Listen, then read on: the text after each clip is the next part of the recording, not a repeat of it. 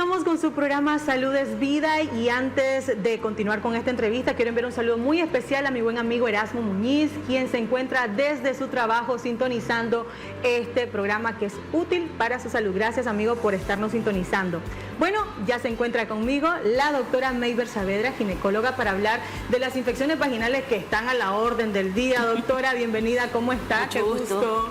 Muchas gracias por la invitación. Bueno, hoy vamos a hablar de las más comunes y vamos a ir desarrollando cada una de ellas. Correcto. Comenzamos con definir infecciones vaginales, porque están las de hongo y las de bacterias. Correcto. Bueno, incluso también podemos agregar las infecciones por parásitos vaginales, ¿verdad? Entonces, bueno, es una condición ginecológica que precede a una condición en el cambio de la microbiota habitual de la vagina. Esto quiere decir que la paciente puede tener un cambio en el pH, en los microorganismos defensores de su vagina, que permiten un ámbito propicio para que crezcan las bacterias, los hongos y los parásitos en la zona.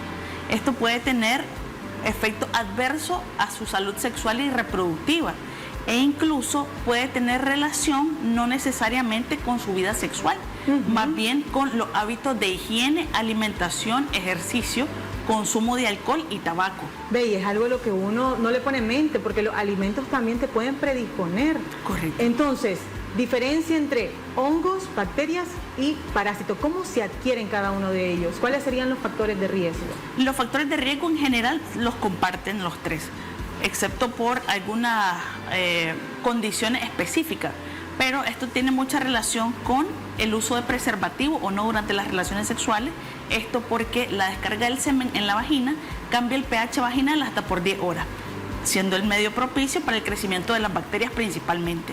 Incluso el uso de lubricantes, por ejemplo, los que son a base de agua, nos predisponen a las vaginosis bacterianas, mientras que los lubricantes a base de, o que son oleosos, ¿verdad? Esto nos predisponen al crecimiento de los hongos, por ejemplo, la candidiasis. Y también tenemos, bueno, entre otros factores, como les mencionaba, la alimentación, ¿verdad? Entonces, las pacientes tienen que tener mucho cuidado con la alimentación, porque hay ciertos alimentos, por ejemplo, el incremento de la ingesta de los carbohidratos nos puede predisponer al crecimiento de los hongos. Exactamente, y hablando de, por ejemplo, las duchas, los desodorantes, todo lo que tenga aroma altera el pH vaginal. Así es, correcto. Todos estos factores pueden modificar el pH, que tiene que ser lo normal entre 3.5 y 4.5. Sin embargo, suele suceder que la paciente, el mismo jabón que utiliza para su cuerpo, lo utiliza para la zona genital.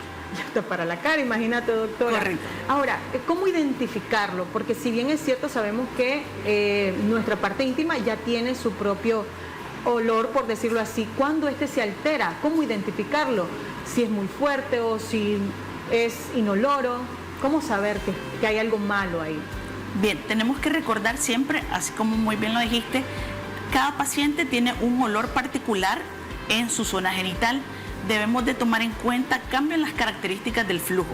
Si este amarillento, blanquecino, grumoso, si este causa picor o no. Incluso debemos de tomar en cuenta si hay olor o no a pescado, ¿verdad? Porque eso nos orienta clínicamente al origen de las infecciones. También podemos describir, y así está en la literatura, las pacientes que presentan candidiasis pueden tener olor a fermentación, o incluso le denominan a algunas pacientes olor a pan. Pacientes que, a pan, sí. Hay pacientes que dicen por la fermentación que causa el hongo. Exactamente. Bueno, cuando se fermenta también la harina y agua, que de ahí viene el pan masa madre, ¿será eso? Sí, seguramente. La asociación debería ser esa misma. Harina y agua, cuando ya tiene cierto tiempo, se fermenta y supongo que ese es el aroma fuerte. Exactamente, sí. Fuertísimo. Un aroma fuerte. Igualmente, el olor a minas, que las pacientes lo describen como un olor a pescado, es un dato de alarma.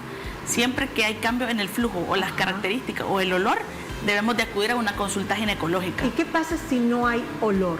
¿También es malo? No necesariamente, debemos de tomar en cuenta mucho de la característica del flujo. El flujo vaginal normal debe de verse como una clara de huevo, como un moco. Si este va modificando sus características, siempre es importante que verifiquemos con nuestro ginecólogo de confianza que todo esté bien.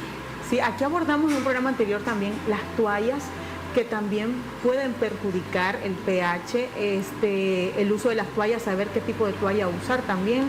Sí. al respecto? ¿O los tampones? ¿Qué sugiere usted, doctora? ¿Qué sugiero? Bueno, está descrito. Las toallas femeninas se deben de utilizar solamente durante el periodo menstrual. Sí. Estas toallas de uso diario en realidad están hechas para las pacientes al inicio de su menstruación, para que no manchen su ropa interior, o al final de su menstruación cuando el flujo ya es mucho menor, igual, para que no manchen su ropa interior.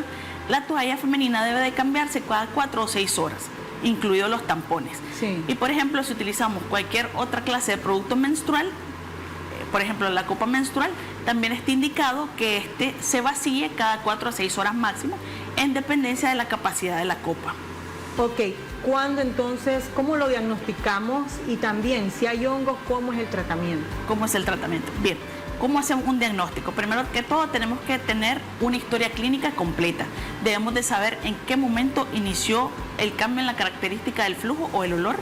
Debemos de determinar el origen. Podemos realizar, además de la parte clínica, un estudio que se denomina pH-metría, que de acuerdo a sus resultados nos ayuda a determinar ya sea el origen, ya sea bacteriano o incluso micótico, ¿verdad? Y, por ejemplo, en las pacientes que tienen una micosis, estamos platicando en este caso acerca de la candidiasis vaginal, debemos de dar tratamiento con azoles o antifúngicos. Ok, ¿y qué pasa también con las infecciones por transmisión sexual? Sí, importante que lo platiquemos también. Esto pone a las pacientes en una situación de temor habitualmente, porque creen que todas las infecciones están relacionadas con las relaciones sexuales. Exactamente. Pero no necesariamente. Sí, hay algunas que pueden tener relación a la actividad sexual. Sin embargo, no son en la mayoría. Y hoy en día el BPH, que está en aumento, es increíble. Hasta se dio a conocer la noticia de una niña de 11 años. Y probablemente no necesariamente fue por relaciones sexuales, sino los baños públicos, puede ser, tal vez la ropa interior no adecuada, o qué sé yo, o falta de higiene. Bien, bueno, recordemos, en este caso, la infección por el virus del papiloma humano es una condición que lo puede llegar a presentar entre el 80 y hasta el 90% de la población mundial. Imagínate. En cifras actuales. Puede ser una infección autolimitada, y así como se adquiere, nuestro mecanismo de defensa, nuestro sistema inmune, se encarga de atenuar la presencia del virus. Ok, ¿qué otro tipo entonces de problemas vaginales hay? Ya hablamos de los hongos, ahora de las bacterias. De las bacterias. Bueno, debemos de recordar, por ejemplo, Gardnerella vaginalis, la más común, la causante del característico olor a pescado que nos refieren la paciente en la consulta. Esta bacteria aumenta por el cambio en el pH. Sí. Generalmente el pH suele ser por arriba de 5, lo que lo convierte en un medio alcalino, propicio para su crecimiento. Y esta sí puede transferirse de persona a persona a través de las relaciones sexuales. Ok, y durante el periodo menstrual, ya metiéndonos a la parte alimenticia, también podrían estos alimentos, que ya vamos a abordar cuáles podrían predisponerlas, afectar y provocar una infección vaginal durante la menstruación. No como tal, más bien el cuidado debe ser siempre general.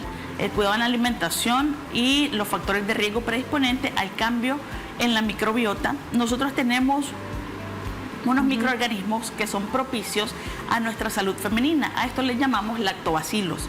Ellos crean algo que denominamos mecanismo trófico, quiere decir que se unen entre ellos, crean una pared protectora a través de la membrana de la cavidad vaginal. Por lo tanto, los microorganismos nocivos que andan ahí no pueden adherirse.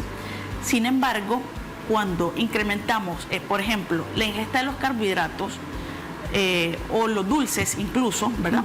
Que modifican el mecanismo de la glucosa y demás, pueden afectar esa barrera, y es ahí donde los microorganismos aprovechan para causar las infecciones vaginales y síntomas propicios. ¿Qué pasa cuando una infección anda ahí por mucho tiempo, no te la tratás? ¿Cuáles podrían ser las complicaciones? Con respecto a las complicaciones, es importante que lo platiquemos. Las pacientes pueden tener incluso cervicitis, porque esta es una inflamación del cervix asociado a infecciones vaginales que han sido mal curadas, maltratadas o incluso recidivantes. Es bastante común recibir pacientes que una vez que han recibido tratamiento, 4 o 6 meses posterior, reinciden con una infección vaginal. Ok, ahora los alimentos que predisponen. ¿Cuáles serían exactamente? Ok, cuando estamos platicando de carbohidratos siempre hablamos de en exceso, ¿verdad? En exceso. Estamos hablando del arroz, estamos hablando de las pastas, el pan incluso, ¿verdad? Ay, entre los más comunes, entre los más comunes que tenemos por acá, y los dulces en general. ¿Los frijoles? No hay ningún problema. Y mira cómo es, o sea, cuando andas con la menstruación es lo que he escuchado que te prohíben, pero yo digo que al contrario, tiene hierro y lo que necesitas es hierro porque estás con tu sangrado, estás con pérdida de sangre. Así es, efectivamente. Pero es que lo que dicen es que como que genera mal olor y el huevo también. Sí. ¿Mito o realidad? Entonces eso es un mito.